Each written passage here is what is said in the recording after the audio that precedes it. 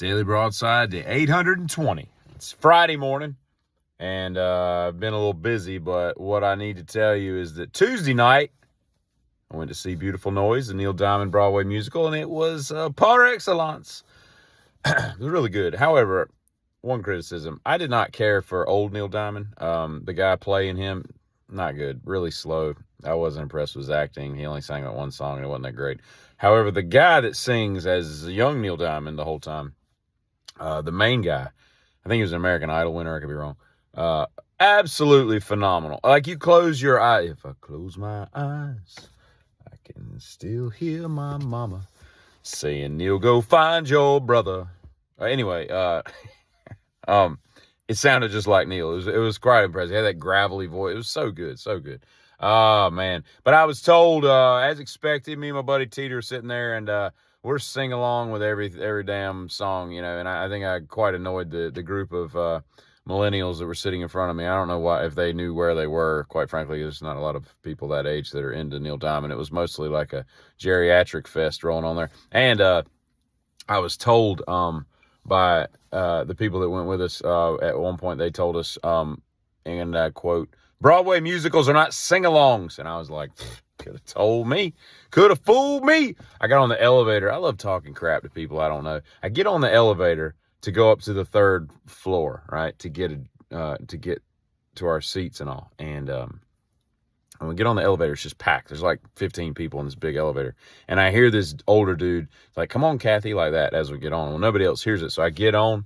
And I'm come on like last, so I'm in charge of the elevator controls, which I prefer because, you know, if there's a catastrophe, I want to be in charge of the command center. You know, I want the controls. I don't trust all these other weirdos. But I get in there and I'm like, what floor, you know, and all this. And before I shut the door, I was like, we got Kathy with us. She here? We didn't lose Kathy, right? And everybody's like, how does he know? Because they're all with Kathy, right?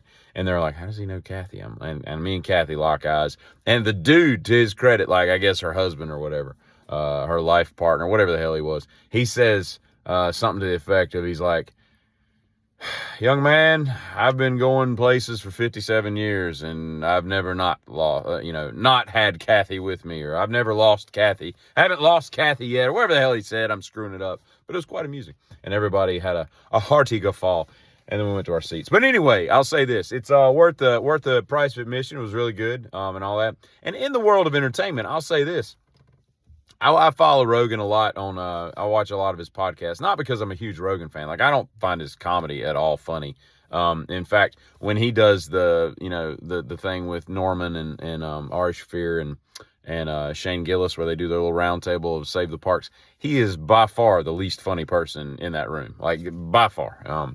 And all. So I don't really find him that amusing, but I love his guests because the people that he likes to talk to, I am very interested in, their perspectives on things. We're interested in the same things. And he does, to his credit, he does a very good job of asking a question and then just letting the guests talk. You know, I watched all of Billy Corgan's new Magnificent Other podcast with all his guests. And he does not do that. He's a very cerebral, very intelligent guy, very well spoken, but he has to interject his own stories and his own opinions into everything. And it gets a little worrisome. Like, dude, Billy, just let them talk. You know, we know you're great and all that, but, you know, just let them talk.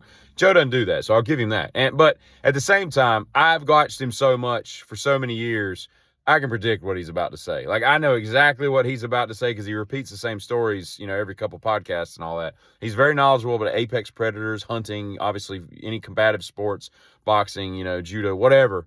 But outside of that, he gets lost in the weeds and doesn't really know what he's talking about as much as he thinks.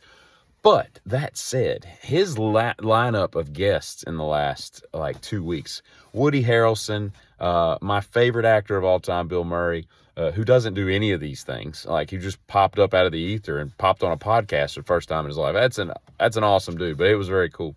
Elon Musk was interesting. Andrew Schultz was on yesterday. Ian Carroll. If you don't know who Ian Carroll is, stop what you're doing and go follow Ian Carroll. That dude will change your mind on the world. Man, he does some, there's a deep dive and then there's an Ian Carroll deep dive. Like, it's insane the intelligence level that dude carries around on a regular basis. It's really good. So that's going to be an awesome one. I haven't finished that one, but But it's been just one zinger after another. And then Bill Murray follows up Rogan and goes on Hot Ones like yesterday or the day before, where they eat hot wings and talk about things and stuff. Dude didn't even bat an eye, not a tear, not a drop of milk, nothing. He took that like a boss, man. I was quite impressed. But anyway, I'll say this: I have tried to get someone pregnant twice in my life, like intentionally, and I succeeded both times. Like, that's not hyperbole. I'm being serious. Like, decided to have a baby. We tried to have a baby that night. We got pregnant. You know what I mean? I say we. You know what I mean? I've never been pregnant, although I've seen babies come out of a vagina twice, and I'm gonna tell you right now, that is the craziest thing you ever see in your life. Like, it is so surreal. Like, I'm thinking about it right now. It's crazy. And then bam, like a live baby pops. It's insane. Women are crazy. Y'all are built different. I'm going to tell you what. But anyway, I always looked at pregnancy like a roller coaster. Like, if you're scared of roller coasters, but you decide, okay, I'll get on it. And you're just click, click, click, click, click. You're clacking up that track and well, here we go. You get pregnant. That thing's coming out one way or the other, and it's going to hurt either way. It's got to be rough. But anyway, I say that to say this. So I've tried to get someone pregnant twice. The same person, by the way. I'm not out here just, fruitfully multiplying and with copious women. But it was an intentional act, and it happened, and it worked twice, right? But I didn't consider, I was like 20. How old was I? I was 23 when we had our first child, and I didn't consider the fact that two, three, four of those bastards could have come out. I would have broken me financially.